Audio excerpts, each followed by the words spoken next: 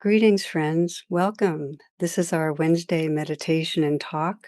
We're being webcasted on my YouTube pages, and you can also get this through IMCW. Let's begin with the meditation, a way of pausing together. So take some moments to find a position that supports you. Let yourself come into stillness. Let yourself turn your attention inward. And just notice what's happening right here in the present moment.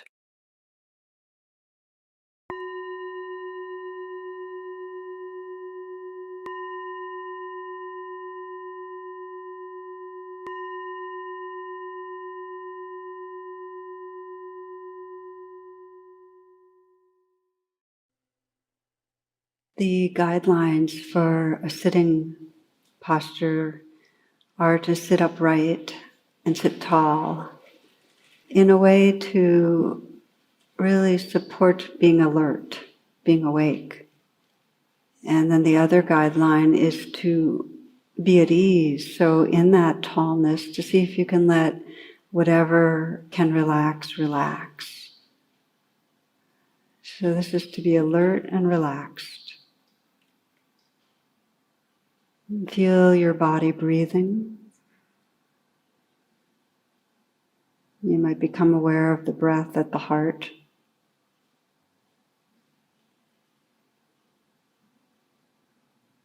Feeling the presence that's here.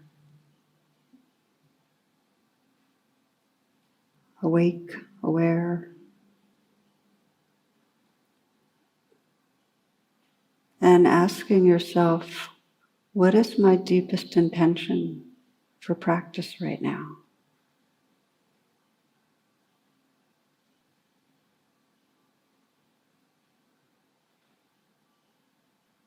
This is an inquiry of what really matters to you. Is it to relax? To open your heart? To be more present for your life? To have deep realization of really your nature? Sensing what matters and sensing your sincerity, your care. Be aware of your breathing and intentionally extend the breath. So the in-breath is long and full, filling the lungs. And the out-breath is slow and conscious. You can feel the sensations of the breath as it leaves the nostrils.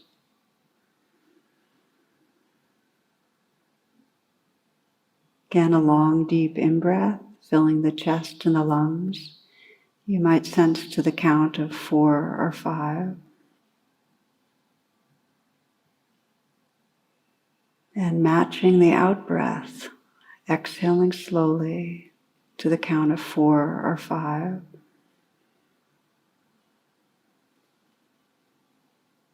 Continuing in this way, long, deep in-breath.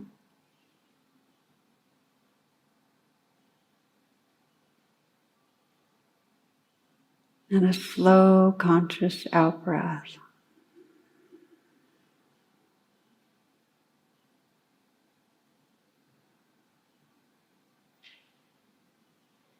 Inhaling deeply.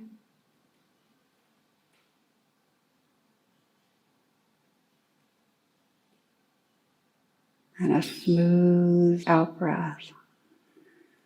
Releasing, letting go. Nice full in-breath.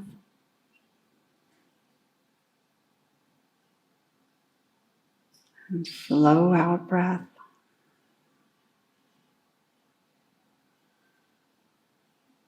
And again.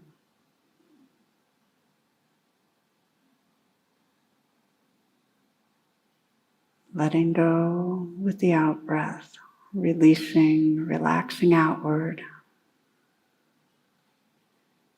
And then letting the breath resume in its natural rhythm.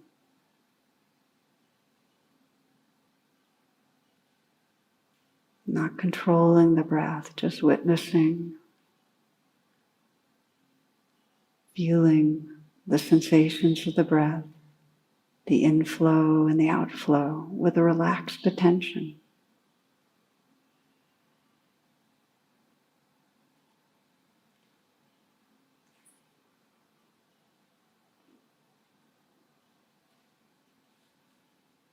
Increasing presence by relaxing wherever there's tension in your body. You can let the breath help you, breathing in and feeling that area of the body directly. Breathing out and sensing you can relax and release tightness or tension. You might feel the region of the eyes and sense the possibility of softening the eyes, letting the brow be smooth. Relaxing as you breathe in, letting go and relaxing as you breathe out.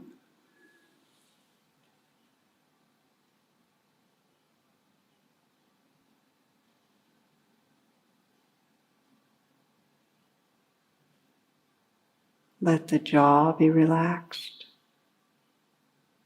Let the tongue spread to fill the lower palate, relaxing down to the root of the tongue.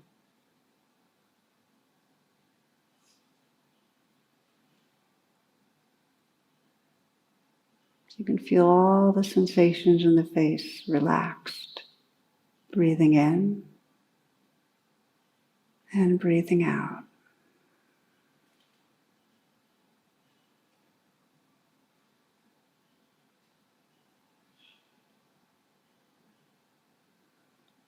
Allow the shoulders to fall away from the neck.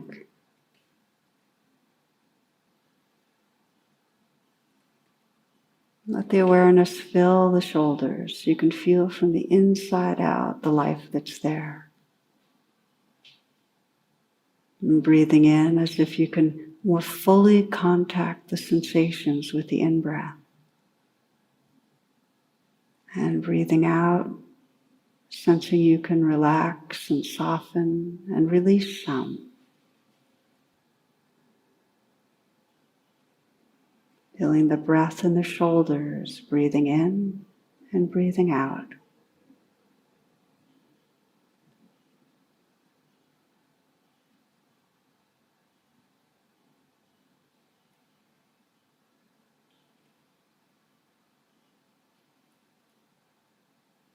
Letting your awareness fill your hands.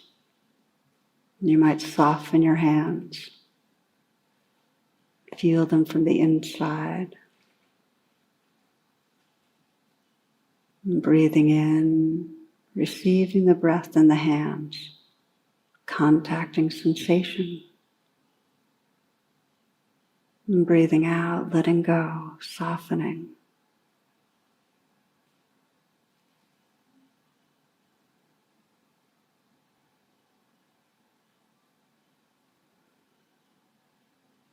Relaxing open with the in-breath.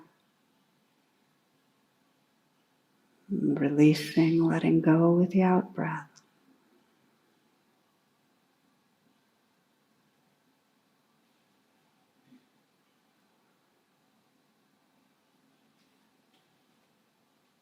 Let there be an openness to the chest. And feel the breath at the heart. Breathing in and gently contacting the heart, the aliveness and sensations there. And breathing out, sensing a natural releasing and letting go.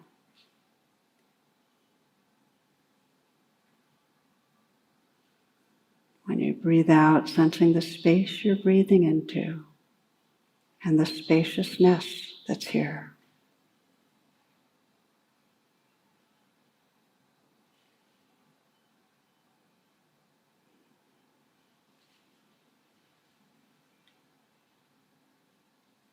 Relaxing open with the in-breath, contacting life. and releasing and letting go with the out breath.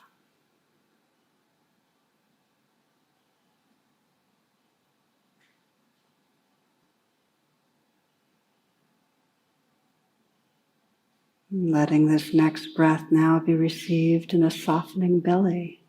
This breath.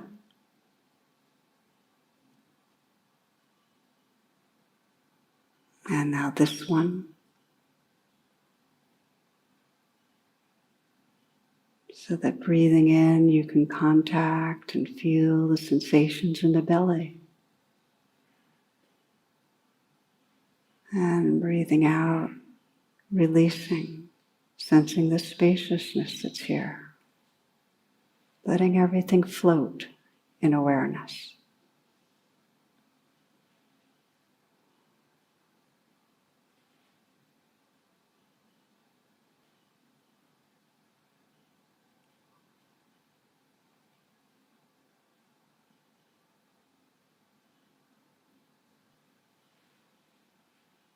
Feeling the breath receive deep into the pelvic region.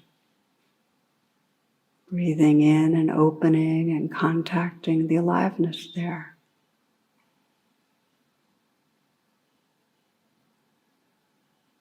And with the out breath, a releasing, a letting go,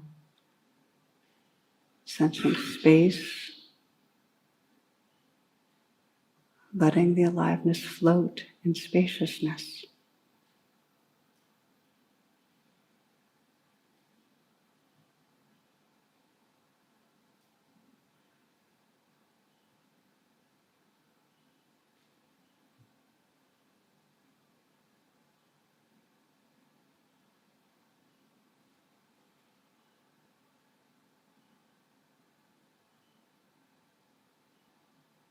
Aware of the legs, the length, volume, the weight, and the feet, places of contact and pressure, the tingling inside. So you can feel your breath all the way deep in the feet, breathing in and contacting that aliveness. And breathing out, letting go, relaxing outward.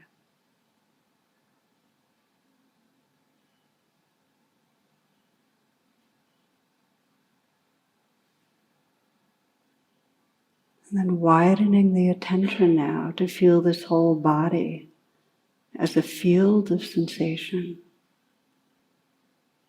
Breathing in and feeling the aliveness directly, opening to contact the life that's here. Simultaneously, this whole energy body.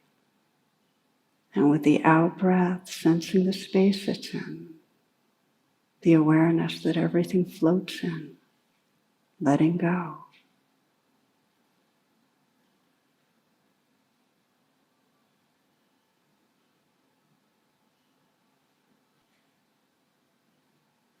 Breathing in and feeling sensation and aliveness. And breathing out, sensing spaciousness, openness.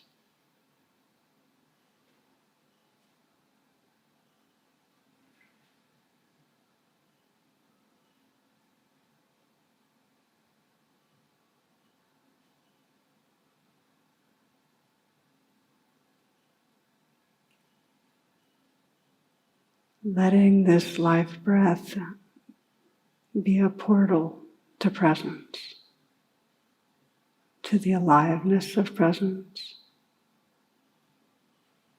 the spaciousness of presence. Breath by breath, right here, right now.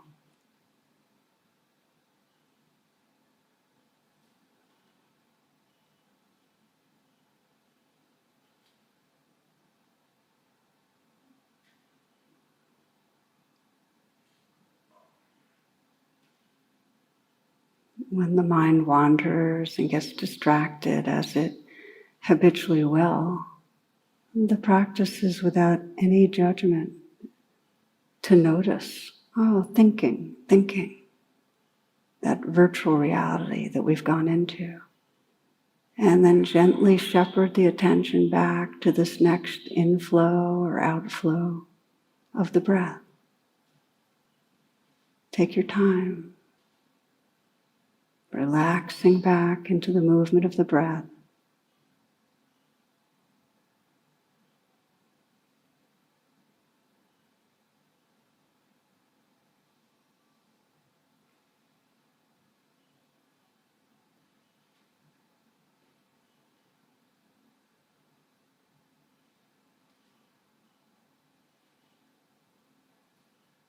And if something strong arises that calls your attention, strong, unpleasant sensations, squeezing, twisting, burning, aching, you can find that if you breathe with what's happening,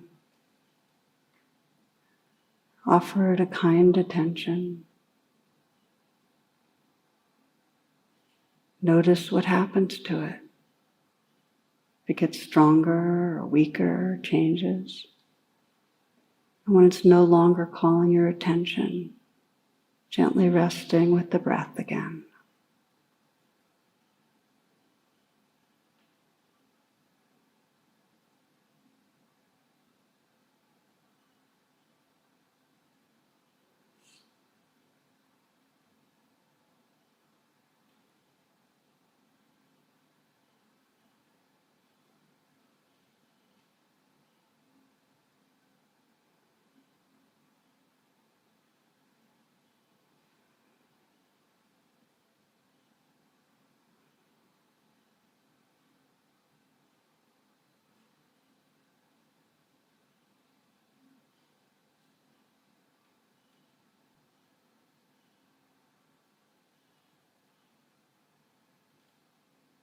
It's natural that the mind wanders, and it doesn't matter how many times you have to come back. Each time actually deepens the pathway of homecoming. You're learning how to notice when the mind's been off somewhere else, and with kindness, with interest, invite the attention right here. This in-breath or out-breath.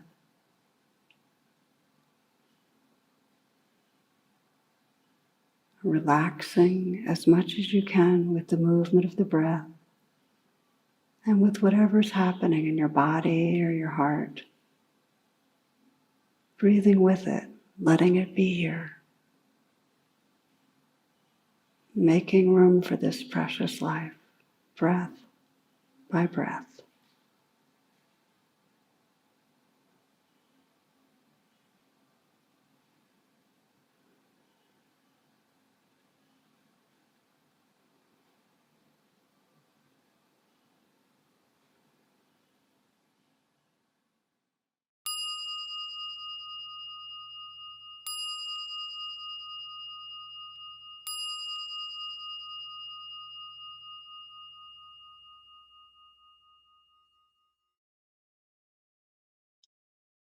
Gently bringing yourself back, making that transition from the formal practice into informal mindfulness, perhaps moving around a bit, opening your eyes if they're closed.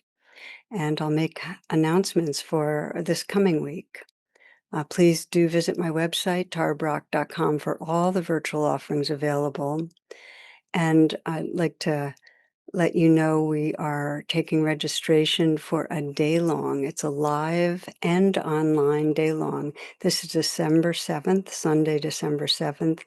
I'm doing this day-long with my husband, Jonathan Faust. We'll be doing it at Catholic University in DC. The title's Choosing Love in Perilous Times. And please go to the website and sign up. It would be wonderful to have you with us. The other announcement I want to make is that starting January 2026, I am offering a year-long program. It's to create a practice community for the year. The theme is choosing to love, and it's designed for more of the experienced people in the sense that requirements are having a meditation practice and being familiar with rain. So if you're interested in enrolling, there's limited enrollment. Please do check my homepage and see if this feels like a match for you. Okay, please check imcw.org for live stream offerings made available by our local teachers. And the experience sanghas this coming week are for seniors and LGBTQIA+. For those that are interested, we have Mindful Dialogue tonight at 8:30 p.m. ET. The call-in information is tarabrach.com/class. And I always mention donations.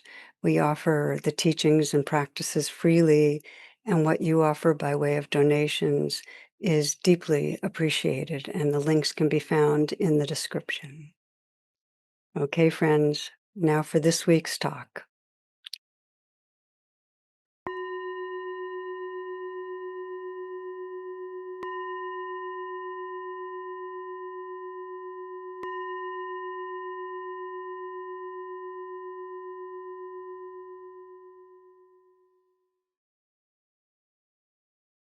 Namaste. Welcome, friends. Thank you for being here.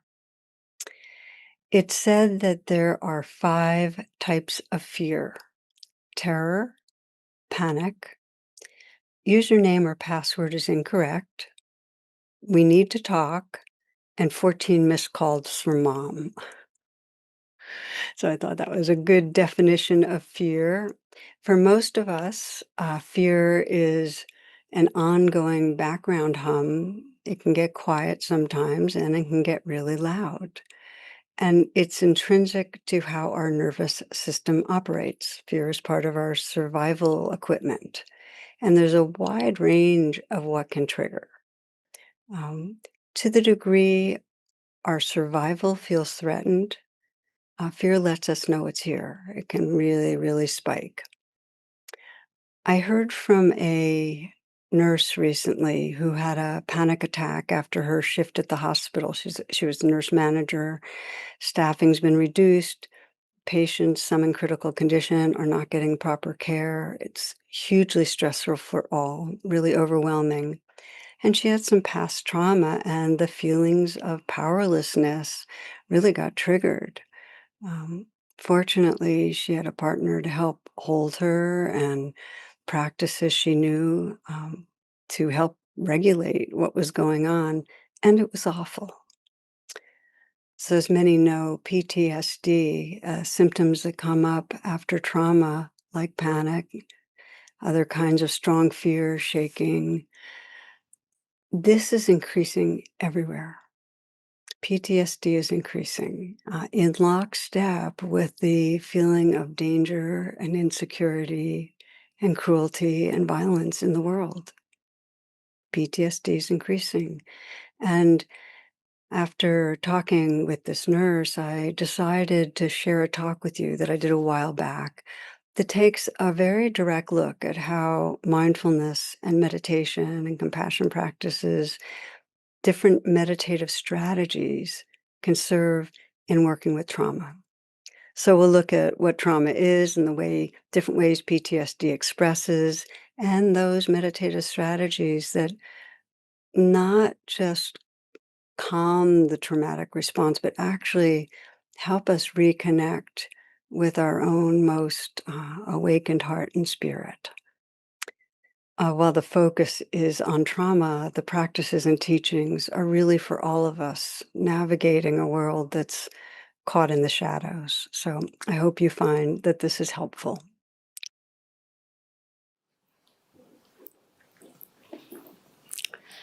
I often talk about trance, so I thought I'd start tonight with an illustrative story. And this was shared by a mom who very much is into organic foods and a healthy lifestyle, and describes one evening when she hadn't had time to get to the grocery store and she was exhausted. And I'll read what she writes. She sent this recently as an email to me.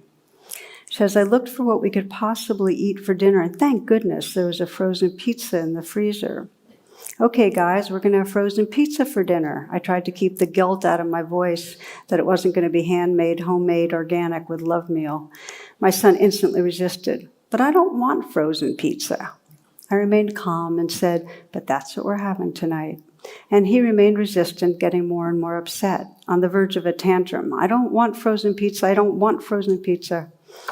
I tried to remain calm and repeat out loud a calm mantra. This is dinner tonight. It's what we have in the house. It'll be okay. Have you ever had frozen pizza? All the while going crazy in my mind. I'm such a bad mom. Of course my kids don't like frozen pizza. I don't like it either. I'm doing the best I can. And I'm falling short today, but it's the best I can. And I've created a monster of a child who'll only eat healthy, organic, homemade food. He's spoiled and doesn't understand how much work it is. I've completely lost my sense of myself to these kids. They're taking over. I'm raising entitled brats. I'm a bad mom. Maybe I could make it to the store. No, that's just giving in. That is what we're going to have tonight for dinner, sweetie. And I'm tired, and that's what we'll have. It'll be okay, I say relatively calmly. I take a deep breath and look at my son's tear-streaked face. He looks at me and says, actually quite calmly for a 3-year-old, okay, Mama, but could we at least heat it up?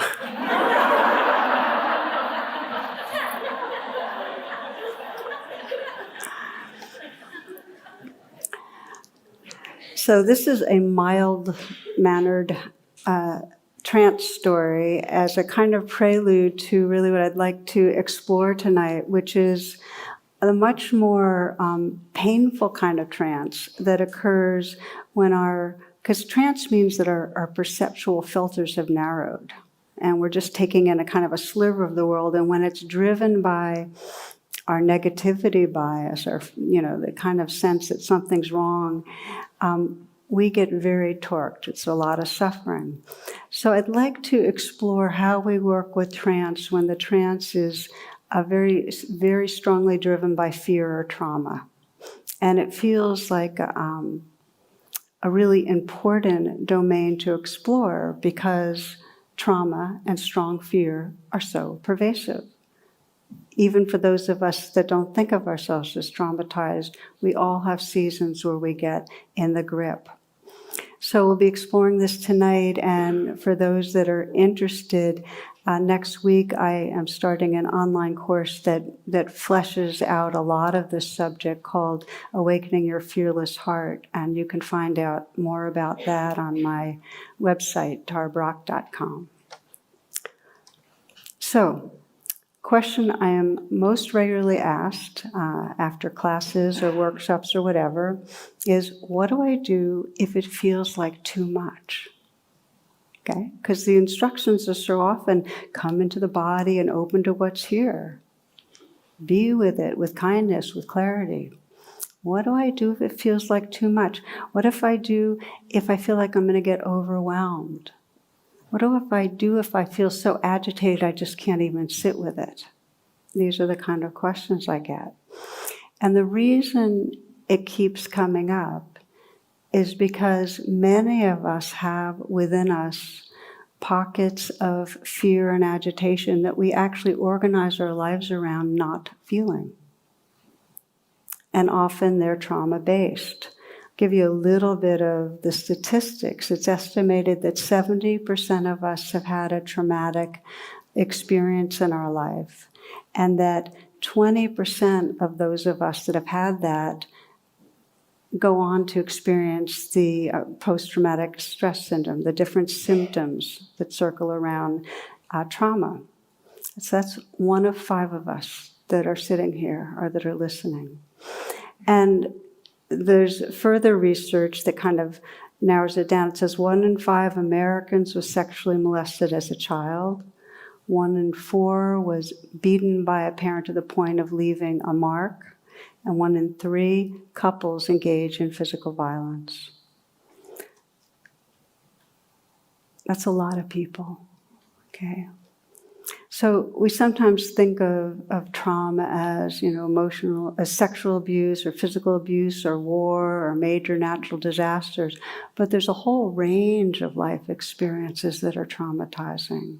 And they can include surgery and illness and loss of a loved one, sudden loss of a loved one. They include this ending of a relationship when it's not expected or even when it is.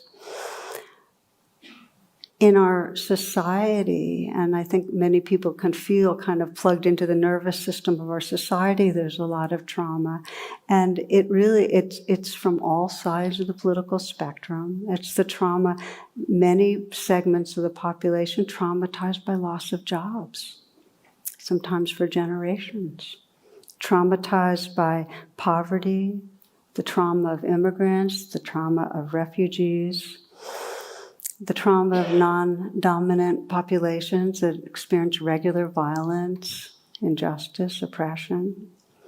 And a lot of the trauma is generational. I think of so often, just like what is the trauma of slavery, of having your people transported as slaves to another continent and then continued violence and violation through the institutions of that country. It doesn't go away really quickly. And now research is showing that generational violence is handed down. You can actually see it biologically handed down. Faulkner says, the past is not dead, it is not even past. Okay? So you can see it in families that have, emotional abuse that's handed down through the generations, or sexual abuse. It goes on and on. So I wonder here, and just us that are gathered in this room, and there's probably about almost 300 of us, how many of you have known trauma close up, either in your own being or with someone in your close circle? Can I see by hands? I just want to, for those that are listening to the podcast, and thank you, I appreciate you sharing that. That was most every hand. I saw a few that weren't up, and that may be the case. I mean, some of us just aren't for some blessed reason. But the reason I ask that is because if we want to be able to help ourselves and each other and our society, we need to understand the challenge of trauma. It's very easy to see the effects of trauma and just be angry at yourself or the person that's traumatized or the society that's traumatized, and not get the tremendously powerful set of circumstances that are driving it. There's something that I've noticed, and this is now the other side of things, which is there are many people that when they have come to terms with, okay, there's trauma here, and they've actually gone into a path of recovery from trauma, have come into an experience of profound spiritual healing. So trauma and the awfulness of it, when faced, can bring about a very deep kind of a waking up. Many of you know Leonard Cohen's well-known line, in the broken places, the light shines through. In the broken places, the light shines through when we deepen our attention. So I've seen, and I've worked with so many people that have been traumatized, and I have it very, very close up. In my life too, like all of you, most of you.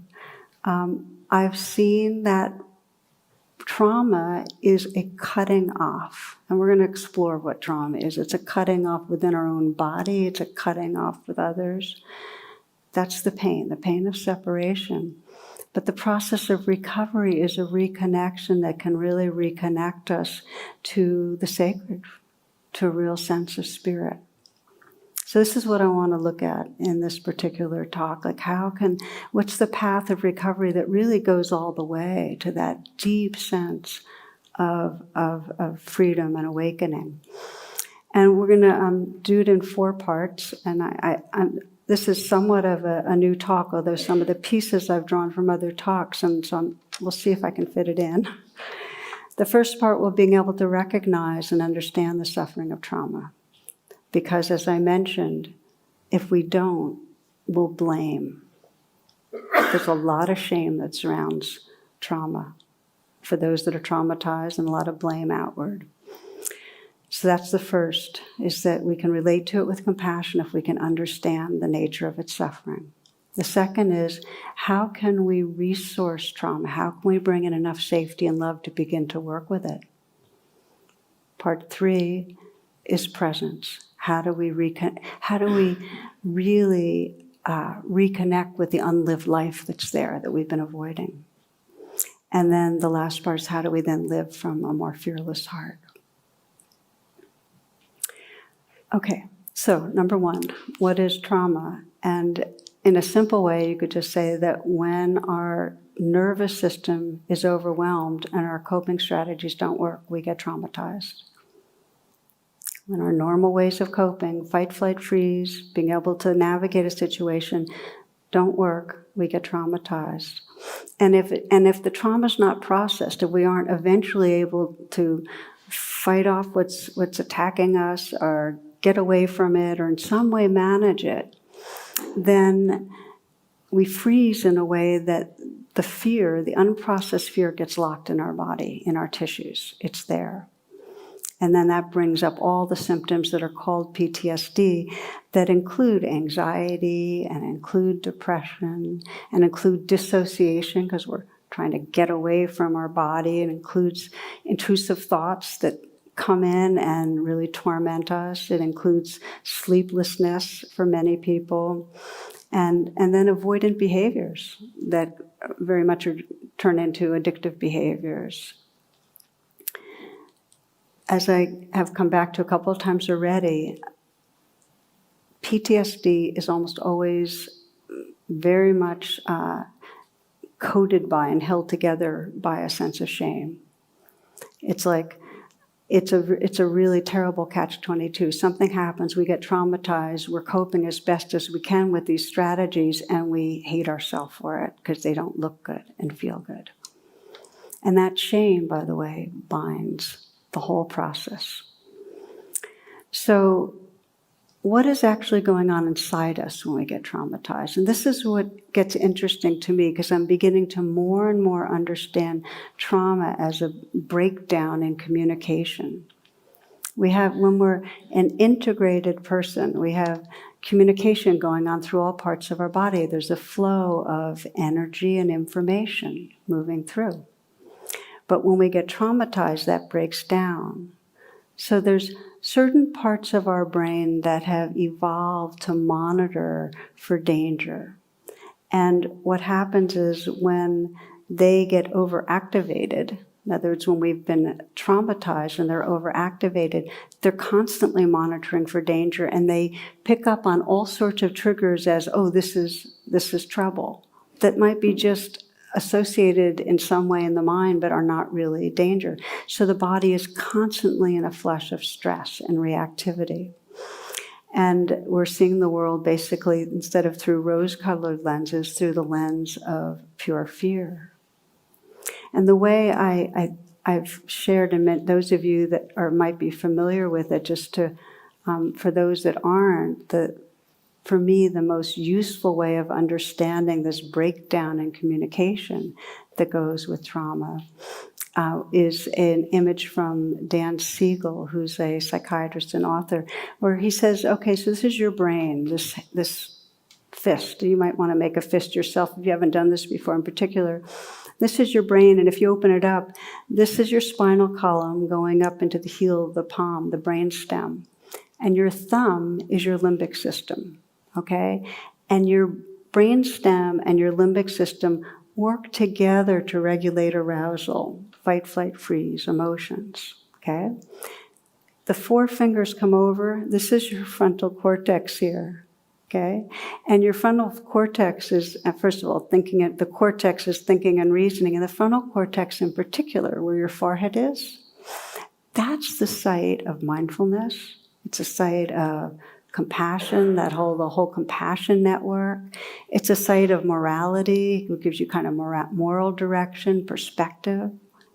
Now, when the brain is integrated, this frontal cortex down-regulates. What that means is, you might get a message saying, danger, danger, coming up. The frontal cortex will say, No, it's kind of seems like that thing that happened in the past, but now is now, and you're okay. And so that calms down the limbic system in there. Now, what happens when you're not integrated and in good communication? In other words, when you've been traumatized and there's not good communication going on, and the frontal cortex isn't giving its information, is fear and messages of danger come up, and you flip your lid, okay? You basically totally lose contact with the frontal cortex.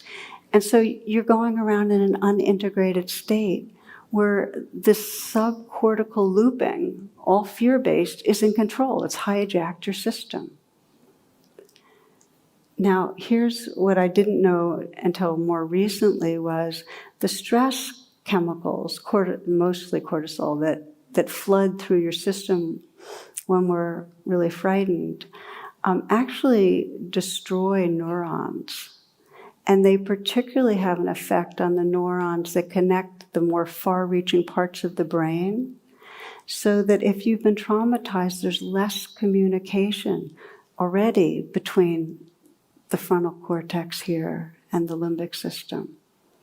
And it's much more quick that you completely lose contact. And then you're living in that place of completely feeling like I'm in the thick of it. I'm in the thick of in danger with no really good ways to deal with it. That's the communications breakdown.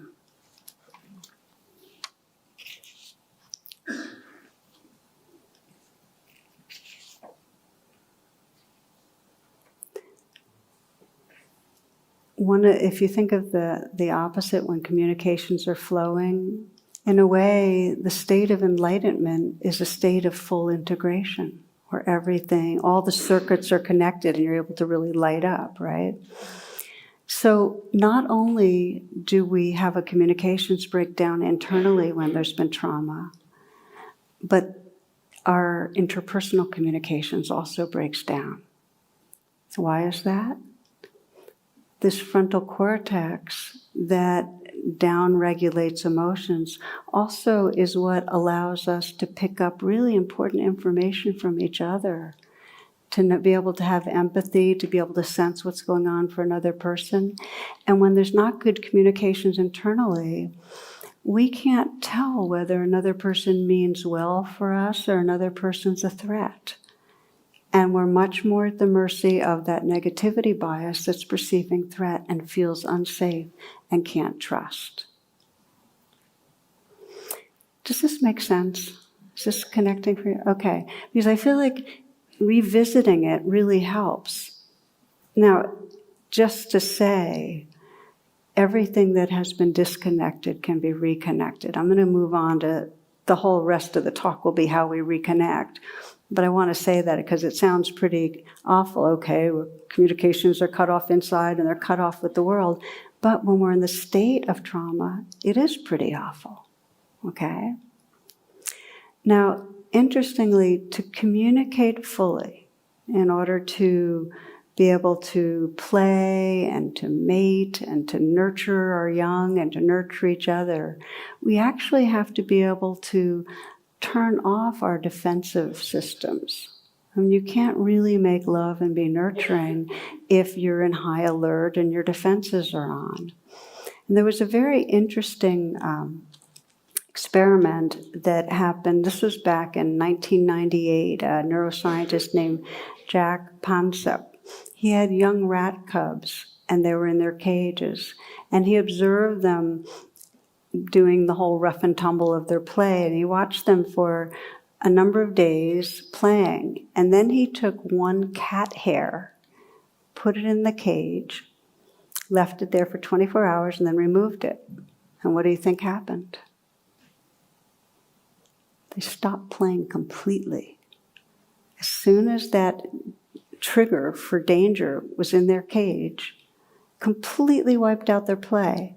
And then gradually they began to play some, but never again in the same way. So it brings up a really important question for us. And this is even if we haven't been traumatized, which is, where in some way are we perceiving a cat hair Where do we have that embedded association with danger that's keeping us on defense and stopping us from playing? And I actually mean the word playing because we don't play very much, We get very caught. And so whether it's being able to be playful or nurturing, loving, whatever, there's a cat hair in there. And for some, it's way, way more ongoingly triggered than others. So this is part one, and it's basically saying that we get cut off, and then we add on shame. We blame ourselves for the ways that we're not communicating well. We blame ourselves for the ways that we are self-soothing and behaving in addictive, avoidant ways. We blame ourselves over and over again. I'll share a story from a few years ago when there was that horrific, the economy dropped way down, and one man I was working with, his company had downsized, he'd been laid off, and he just tried over and over again. I caught him like a year and a half later after he'd lost his job, still looking, and he was traumatized. He was traumatized. It's like his work really, it defined him, and he was really, really panicking about, his family and all the repercussions. And so panic, depression, he was sleepless, he was on anxiety meds, and he was addicted to them. He was avoiding social situations, and his marriage was really going south. So the whole thing was wrapped in shame, as I've been mentioning. So we're working together, and he was telling me what was going on, how hard it was, and I paused and said, "Do you realize that this is trauma? You've been traumatized?" And he said, and it was like startled, like he had never named it that way. Now, sometimes naming it can be a box, it can be a category that locks us in, but sometimes it can be really freeing when we get, wow, okay, this is a form of suffering that's really intense. And I added to it, this is trauma and it's not your fault. You're not alone. There are a lot of people I know that this is really the case. Losing a job can be really traumatizing. And there's a lot of people for other reasons that are traumatized, but it's not your fault that your nervous system is responding this way. And that's when he began to weep, because the burden of feeling terrible and then hating himself for how he was dealing with it was crushing. Trauma is important. It's important we identify it. It's important that we begin to loosen the bind of shame around it. So this is part one. Okay. Part two is, once we've got it, okay, this is trauma. And even though it takes a while to de-shame, and it happens you can see in 12-step groups how powerfully helpful it is with addiction to be able to really get it of, okay, we're all in the same boat here, and it's less personal.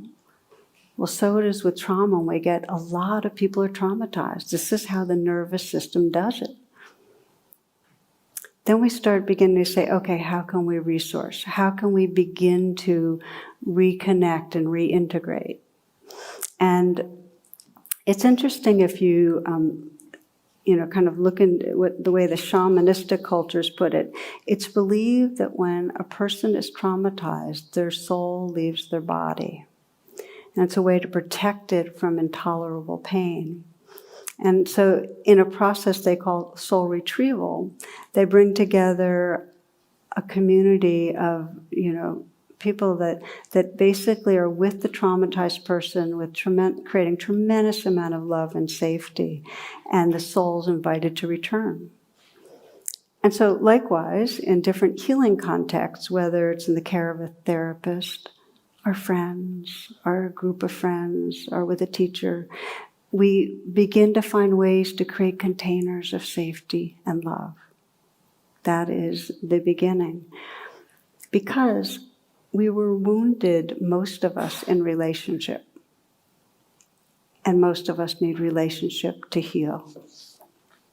I mean, if you think about, especially the huge, pervasive amount of traumatic wounding in early childhood, when there's neglect or when there's abuse, there's this basic lack of safety or trust, and that creates huge, huge stress for the infant or young child. So much stress that huge floods of cortisol, and at the key developmental period for them, key development for the brain and for the parts of the brain that allow for socializing, those neurons that connect are destroyed.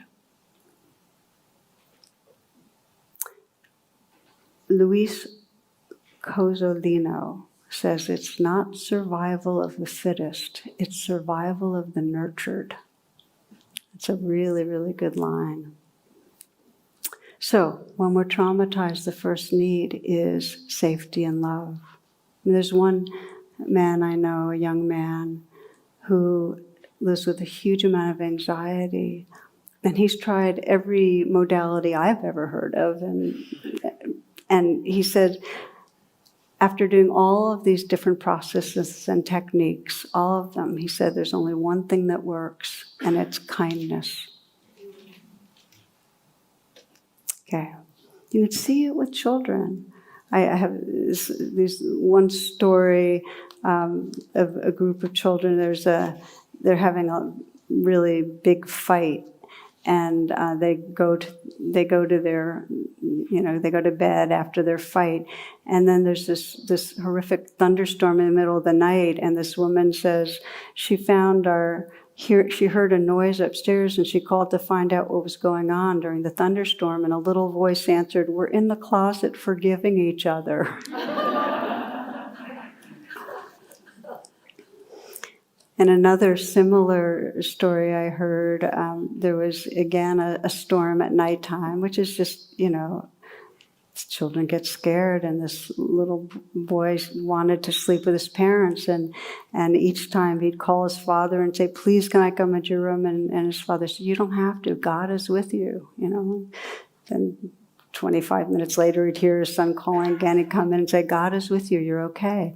And finally, the third time, the little boy said to his dad, "I know God's with me, but I want someone with skin on."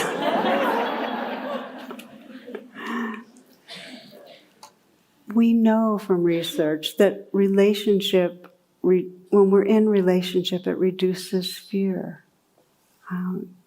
There's all this research shows that when somebody is filled with fear and they hold hands with somebody that they love or trust, you could watch their brain. They're hooked up to an MRI. You can watch everything calm down, okay? And we know that hugs, you should get the oxytocin if you stay in a hug for 20 seconds. That really is incredibly soothing. And you can do the inner practices of loving kindness and compassion that in your mind invoke a person you care about with you, loving you. And that can create the same biochemical shift. Reducing the sympathetic nervous system, getting the parasympathetic nervous system going. In clinical research, and this is bringing us now to meditation and how we practice, it's become very clear over the years that it's not useful when there's a lot of trauma and really strong fear to directly say, okay, I'm going to dive into the fear and open to it and, jump off the cliff and be with it fully.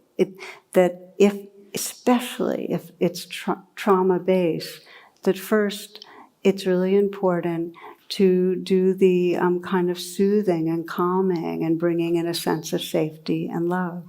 And then the presence comes after that. So what I'd like to do with you is share a story that illustrates now how we can use meditation in concert with specific mindfulness practices and practices that bring in that sense of safety to work with really strong fears. And we'll do a little bit of practice built into it. This is for the last 20 minutes that we have together.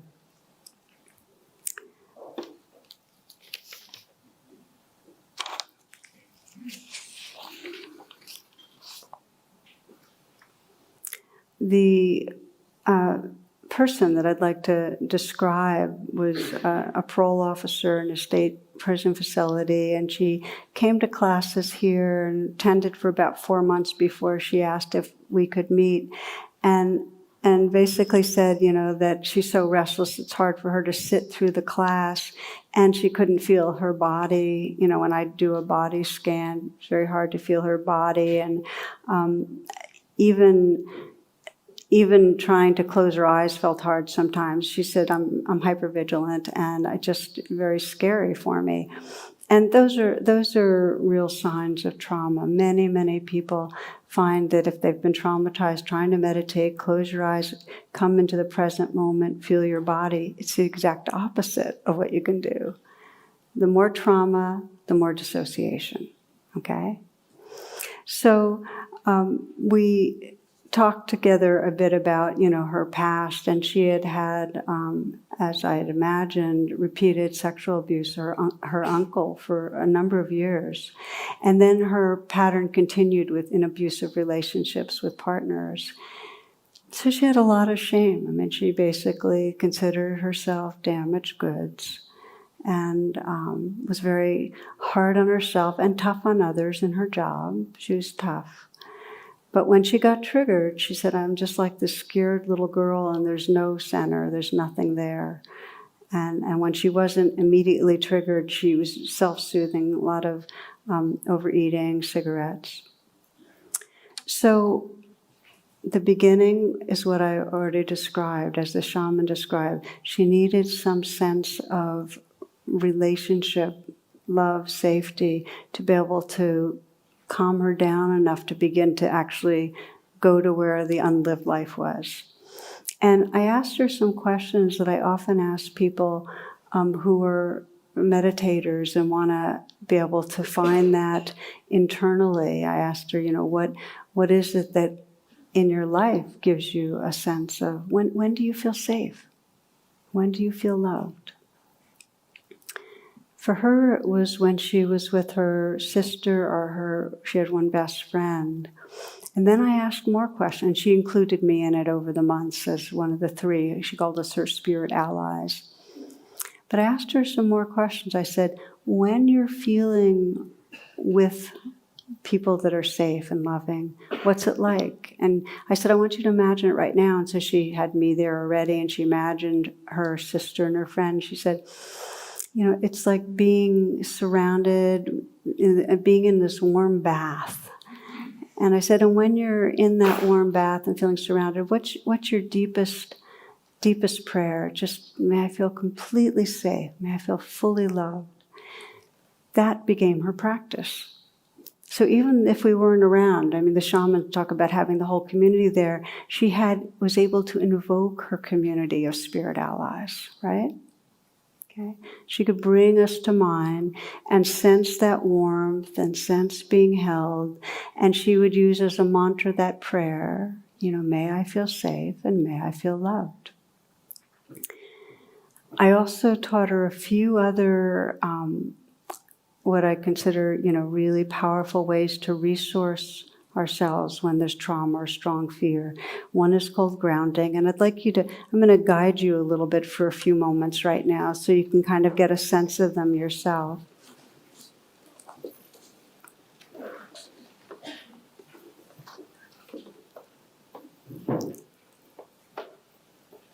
So grounding, and this is for any of us when we're caught, when we're stuck, when we're in that trance of reactivity, is to feel the pressure of your bottom against the seat that you're sitting on, the weight of your body, the warmth, the place of contact, the floor and your feet. So you really feel gravity, just be aware of gravity connecting you with the earth. You might feel where your hands are on your legs or touching each other. Grounding means to know you're here, right here. You can also ground visually by, you might open your eyes and just sense whatever you see. If you kind of scan around in front of you, might be you see feet, shapes of feet, you see the wood of the floor, you see the different shades of color in the wood. Might be that you see the back of another person. So part of grounding is to become aware of what's right here in the moment visually. If you're at home, you could look outside, and so you can actually name what's here, so it brings you fully into the present moment.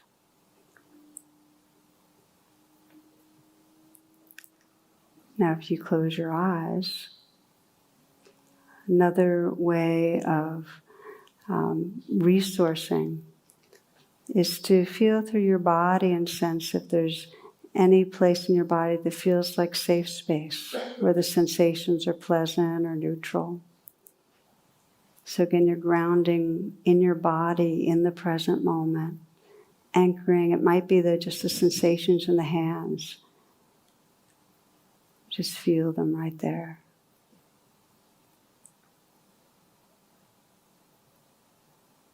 Another way of grounding is to let the breath collect you. And for some people that have been traumatized, the breath is really helpful. For others, it's completely not helpful, so you have to kind of experiment. But if you want to use the breath to calm down your nervous system, it's a long, deep breath with a slow, long exhale. So breathing in together now, inhaling.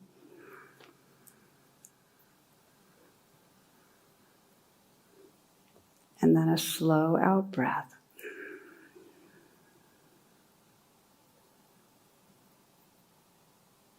And a slow in breath, counting to 6 seconds. If you count to 6, that is about it.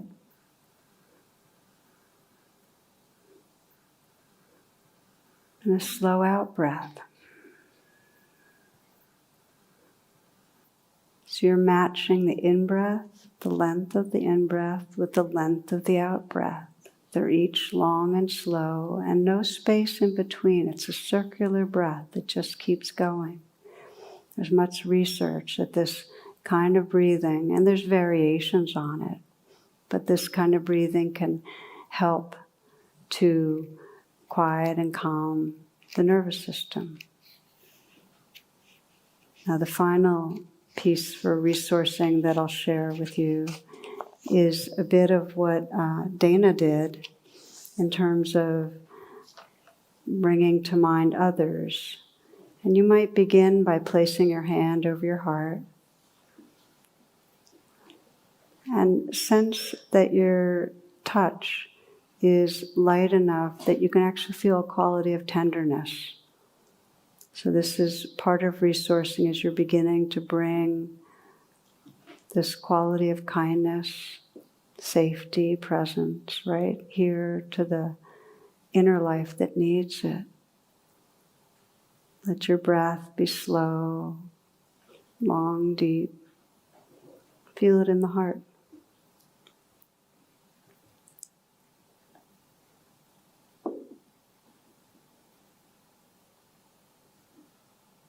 And scan in your mind to sense a time in the past when you were with someone with whom you felt safe and cared about.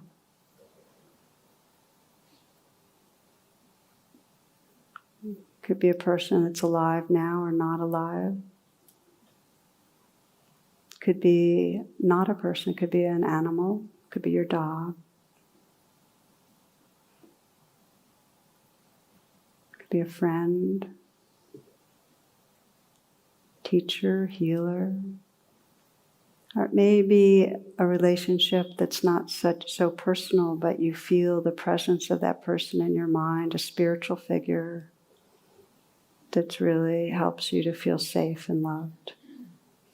Like Jesus or the Dalai Lama, the Buddha, Kuan Yin. Just imagine and sense the presence of this being with you right now. And notice what the feelings are like. Sense if there's a kind of warmth that can wash through you.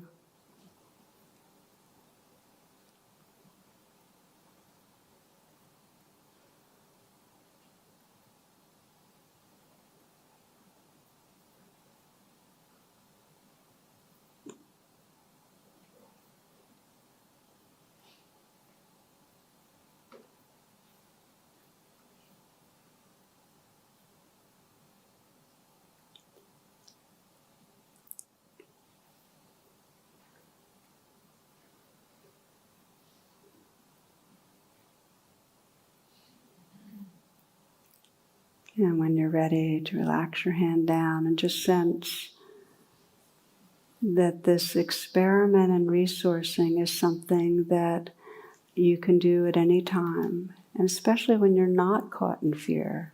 And you can start finding the pathways back to integration, the pathways back home again. Because the more you practice any one of these, the more quickly you'll find yourself coming back. So with Dana, this is what we did. She was practicing this regularly, especially her allies around her. And then we began this is the third part I wanted to review with you. Story, I'm going to have to do this more quickly, running out of time here. But she began the presencing, and the whole thing with presencing, meaning being exactly with what's here, is that you have to get familiar with what we call the window of tolerance and the window of distress. If you hit distress, that's a sign to go back and resource some more, or to go have a cup of tea or go for a walk, not to re-traumatize. Because the bottom line teaching here is that it does not serve to try to be mindful and present with something if it re-traumatizes you. So if you hit distress, give yourself permission to stop, to do something else, to try to get a little more online and integrated again. But gradually you'll find that you can more and more be present with that unlived life that you're running from. And so that was Dana's process, is that she was practicing doing that, but her time of most intensely being with that, with the pocket of trauma, came when she wasn't with me in therapy. It came at a time she had just broken up with her boyfriend. And he was enraged, and she was afraid that he was going to be stalking her. And so she had a hard time sleeping, and she realized how terrified she was. So she began doing the grounding, the breathing, and the calling on her allies. And yet the fear was really, really intense, but she felt like she had just enough of a resourcing anchor there that she could be with it. And as she described, it was like broken hot glass kind of tearing through her. It was really, really intense.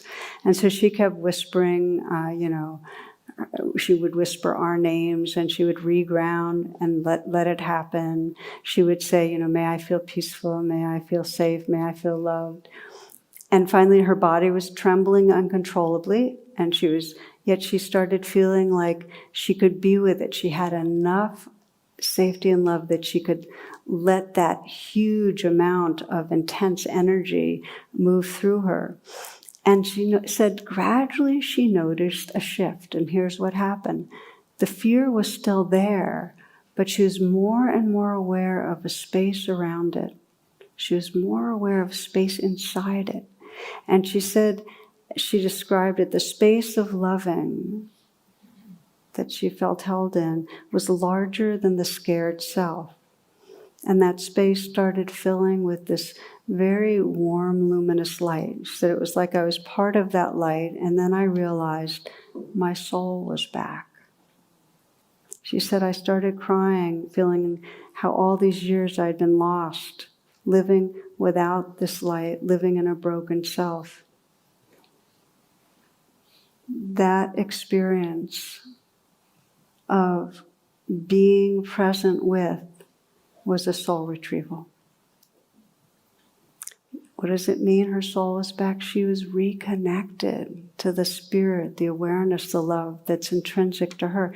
And she was beginning to trust it more and more. And it brings up, well, what makes us willing to go through something like that? It's really, really hard when there's been trauma to revisit and go back into the parts of our body where it's held because it's scary. And we have to be resourced enough. But here's what makes us willing. There can be a time for many people that's really long, that there's a sense with trauma that our spirit's been tainted or destroyed. There's that much of a sense of being cut off. For Dana, she felt like she had lost her soul. But it's not so. There's no amount of violence that can corrupt that timeless inner presence. No amount of violence that can stain that. It might be that the waves of shame and fear temporarily feel like they're taking over. But if we continue to pay attention and to resource and then gradually get more and more present, we will discover that loving awareness that really brings grace to our life. We intuit it. We know even when we're cut off, there's something more. We intuit that. So I want to share with you after this experience that Dana had. She had many rounds of feeling fear and having to reground and having to call on her allies. But I want to share one particular experience that really touched me, which is, she described, this was months after that soul retrieval experience, and she felt like even though she sometimes was feeling cut off, she knew her way home. Like when she'd get lost, she knew her way back. So she described getting a phone call, or phoning a recently paroled client who had missed one of his relapse prevention meetings. And when she confronted him, he went on a rant he was cursing and yelling and basically saying, you're like all the rest, you don't give a shit what my life's like. And he hung up on her. Her heart was pounding and her body was shaking, and she felt like she had done something wrong, and she was in it set off some trauma. So she did her practice. She sat still, she grounded herself, she called on her allies, and she started relaxing and sensed again that warmth and that light. And she said, I sensed the larger me holding myself. Then, just as she had been with her inner self, she started asking, well, okay, so what about this man who's been so aggressive and threatening? What has he been feeling? So she started trying to feel into what it was like for him. And suddenly, she could sense the humiliation that he felt when she called him. She was confronting him about missing a meeting, and he felt humiliated. And she could sense the fear under his anger. And then when she asked herself, well, what does he need most? She got it, how much he needed in some way to feel safe, in some way to feel like he mattered. So he comes in for his appointment. She's nervous, but she said she felt open and confident. So first he's very sullen and doesn't look her in the eye. But then she has this evident concern. She's asking questions and so on.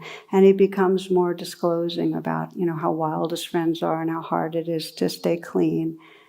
And right before leaving, he said, maybe I got you wrong, and I'm sorry about that. Thank you for being on my team.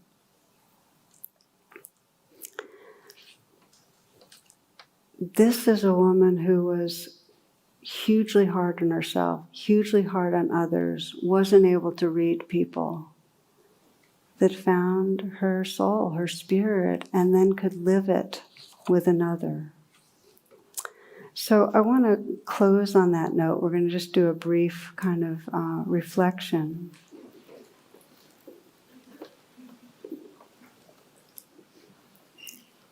That this path of recovery and healing and awakening is one of reconnecting to the life inside us, reconnecting with each other, reconnecting with all beings. And it begins in a very simple way, that we create a safe and loving container for what's right here in the moment. So I'd like to invite you, right in this moment, just to scan and sense if there's anything asking for your attention right now, for your acceptance, for your inclusion.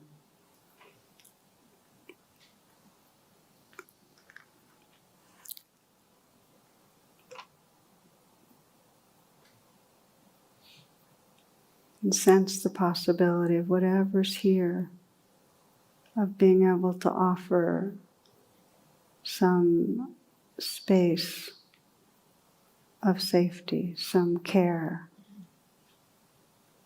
It might be simply the message, you belong, or I'm with you. It might be that you breathe right into the place you're feeling vulnerability, or that you bring your hand gently to your heart and let the touch itself convey, I care.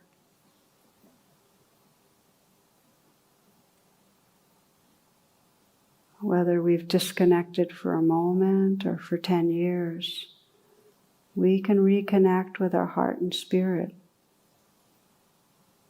as we begin to offer this safety and this presence to our own being.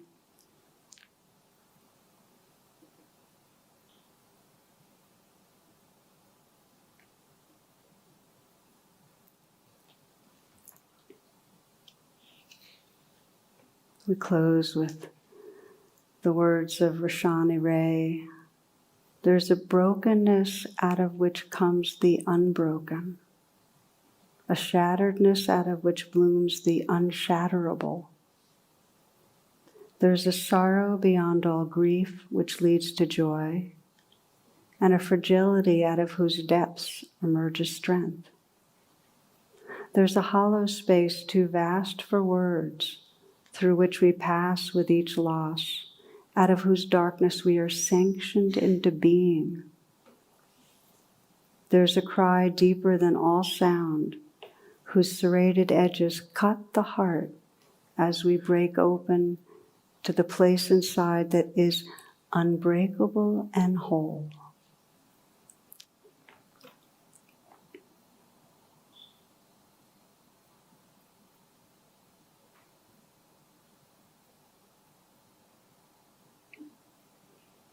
Thank you for your kind attention.